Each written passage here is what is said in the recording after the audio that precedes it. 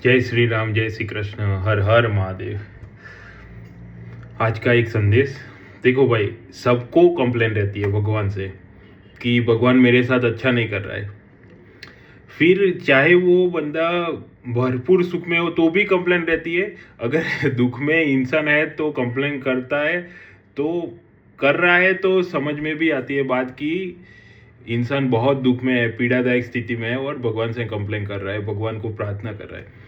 जो इंसान अच्छे सुख की स्थिति में है वो भी भगवान से कंप्लेन कर रहा है और वो भी तृप्त नहीं है, आनंद में नहीं है, शांति में नहीं है। तो उसी से मैं अपनी बात रख रहा हूँ। देखो भाई, संसार में दो ही भागवतिक के अकाउंट है, एक पाप का, एक पुण्य का। तीसरा जो है वो मोक्ष है, आनंदमय स्थिति है, ब्रह्मलीन है, भगवान का धाम है और भगवान का प्रेम है, जिसके लिए संसार को बहुत डर लगता है। तो एक और मिथ की भी बात करेंगे हम। तो देखो, आज अगर कोई किसान खेती कर रहा है तो उसको पाक कल और कल नहीं मिल जाएगी। वैसे आज अगर आप कोई जॉब में हो तो इंक्रीमेंट शायद आपको 1 साल के बाद मिलेगा। कभी कभी कंपनी अच्छा नहीं परफॉर्म कर रही है तो 1 का 2 साल भी हो सकता है। कभी कभी आपका बिजनेस में भी घाटा हो सकता है, बिजनेस भी सही तरह से नहीं चल सकता है। तो कोई भी आप अच्छा कर्म कर रहे हो तो देयर इज़ नो गारंटी कि आपको फल कल ही कल मिल जाएगा या विद इन शॉर्ट टाइम मिल जाएगा।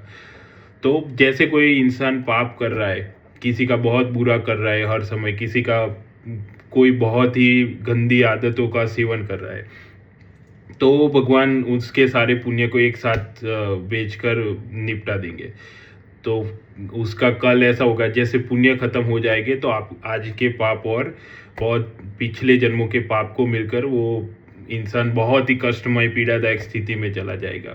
भगवान का भजन तो हुआ नहीं है तो फिर आगे मनुष्य जीवन मिलेगा, बहुत क्वेश्चन मार्क है। वैसे ही कोई अगर आज सही से चल रहा है, नीयत अच्छी है, दान पुण्य तीर्थयाटन कर रहा है, भगवान का भजन भक्ति कर रहा है, सेवा परायण है, तो प्राय देखा जाता है कि बहुत कष्टमय स्थिति में, बहुत दुखमय स्थिति में रहता है। सब जगह से उसको आपत्ति विपत्ति गहरी रहती है। तो भागवत में एक सिद्धांत लिखा है कि पापों का नष्ट करने के लिए दुख को भेजा जाता है। तो जब तक आप निष्पाप नहीं होगे, तो इसीलिए बोला जाता है कि आप जर्नी को बीच में मत छोड़ो। अगर आप सही रास्ते से चल रहे हो, आपका कुछ इच्छा है तो भी उसके लिए अनुष्ठान करना पड़ेगा। तो आप सही रास्ते पे चल रहे हैं।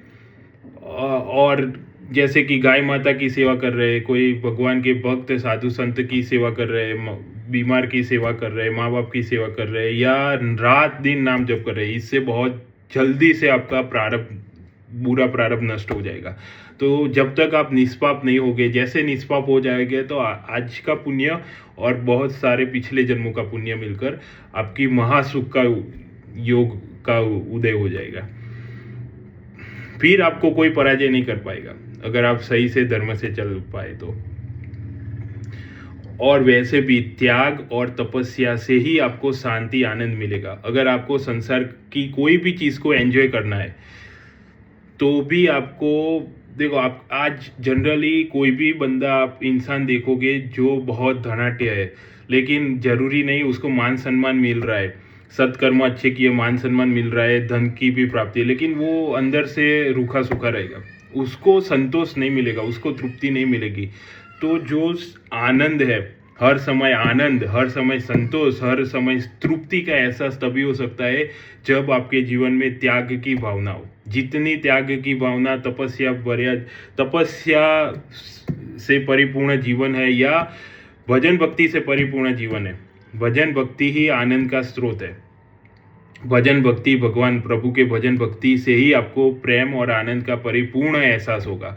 तब तक आप चाहे जितना भी कमा लो, चाहे जितना भी सुख की प्राप्ति कर लो, प्रेम और आनंद और शांति का एहसास नहीं हो पाएगा। आप हर समय चिंता, शोक, भय, दुख में आपका जीवन जाएगा।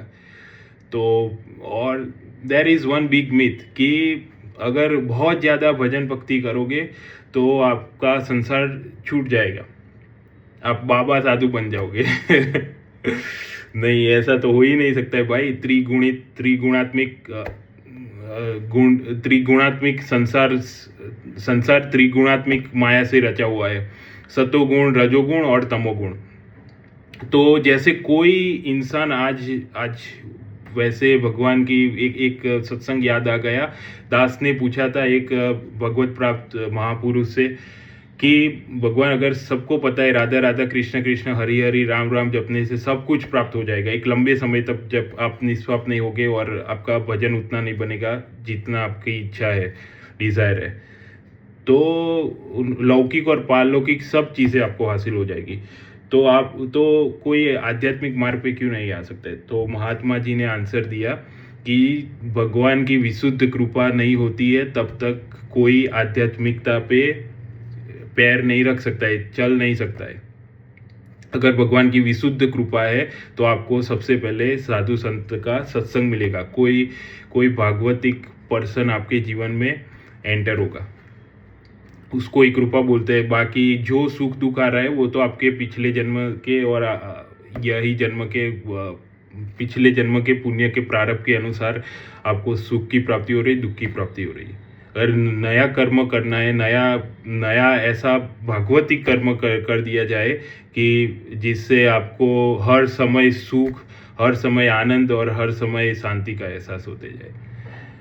भाई, अगर साधु संत कोई भी इंसान, यहाँ पे कोई भी इंसान है, हर समय उसको सुख चाहिए। अगर भजन में आनंद नहीं होता, शांति नहीं होती, प्रेम नहीं होता, सुख नहीं होता, रस नहीं होता, तो कोई भी साधु संत है, कोई भी भजनादि इंसान है, वो मार्ग में कभी भी आगे नहीं जाता। उसको बहुत सारे अनुभव होंगे तो ही वो आगे बढ़ पाएगा। तो साधु संत अगर भजन कर रहे हैं, कोई इंसान भजन कर रहा है और हर इंसान को सुख की प्राप्ति करना है, हर समय सुख चाहिए, आनंद चाहिए, क्योंकि हम भगवान के प्रभु के अंश है और प्रभु सुख सागर बिंदु है, सुख आनंद के परम सागर बिंदु है। हर समय हमें सबसे पहले ही आना है। क्यों? क्योंकि भगवान हर समय, भगवान से बड़ा तो कोई है नहीं, इसलिए हमें हर समय यही इच्छा रहती है कि हर समय हम फर्स्ट आए, हर समय हम पहले आते रहे। और तीसरा यह इंसान का रहता है कि हर समय वो मृत्यु से भयभीत रहता है, हमारी मृत्यु ना हो, क्योंकि हम प्रभु के अंश है, प्रभु अविनाशी है। तो हर समय हमारी यही इच्छा रहती है कि मृत्यु ना हो, हम मृत्यु से परे हो जाए। तो चिंता, शोक, भय, दुख, मृत्यु, ये सब आदि अनादि जितना भी आपको क्वेश्चन मार्क है लाइफ में, ये सब निकल जाएगा, आपका जीवन एकदम आनंदमय हो जाएगा अगर आपका सही से भजन चला एक लंबे टाइम तक।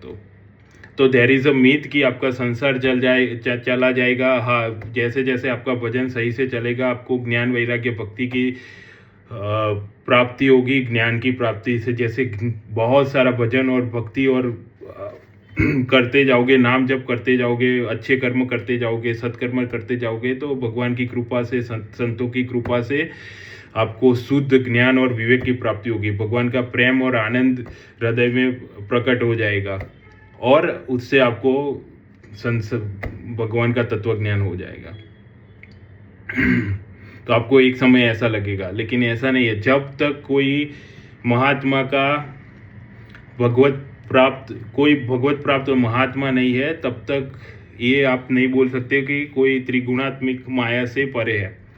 अगर आज सही से मेरा भजन चल रहा है तो वो भगवान की, संतों की दया कृपा है, लेकिन उसका कोई गारंटी नहीं है कि कल उठकर मैं या कोई भी बंदा जो भजन मार्ग में है तो वो जैसे सुख मिलेगा या बहुत सुख की प्राप्ति होगी, तो वो भजन मार्ग से विचलित नहीं होगा।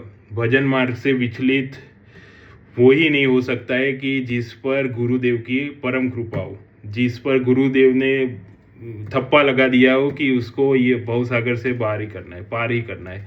अगर कोई सांसारिक चीज़ है तो उसके लिए तपस्या करनी पड़ेगी, उसके लिए त्याग करना पड़ेगा। अगर सांसारिक चीज़ कोई भी चाहिए तो वो छोड़ दो। अगर कोई भी लौकिक कामना है, वैसे भी अगर विद्या अपने बच्चों में नहीं है, विद्या की भी प्राप्ति करनी है, तो वो भगवान से भजन से होगी। अगर कोई भी चीज़, ये जस्ट एग्जाम्पल है, अगर कोई हमारा कुछ सुन नहीं रहा है, मान नहीं रहा है फैमिली में, या कोई भी चीज़ है, धन की प्राप्ति करनी है, मान सम्मान की प्राप्ति, मान सम्मान तो is kind of the poison. तो वो जितना बढ़ता जाएगा उससे अभिमान ही बढ़ेगा, उससे ज़्यादा कुछ नहीं बढ़ेगा। लेकिन शुद्ध जैसे जैसे आपने भगवान को पकड़ लिया तो माया उसकी चेरी हो जाती है, तो सब कुछ वैसे बाय डिफ़ॉल्ट प्राप्त हो जाता है, आपको कुछ मांगने की ज़रूरत नहीं रहती है। तो अच्छा काम करते रहो, भजन भक्ति करते रहो, और जीवन का एक ही उद्देश्य है कि आनंद, सुख और शांति बनी रहे। तो ये तीनों चीज़ों की प्राप्ति तो भगवान के भजन, भक्ति, तीर्थयाटन, अच्छे कर्म, साधु संत है, माँ बाप की सेवा है, गाय माता की सेवा है, या दान पुण्य है, उससे ही प्राप्त होगा। जय श्री राम, जय श्री कृष्ण, हर हर महादेव।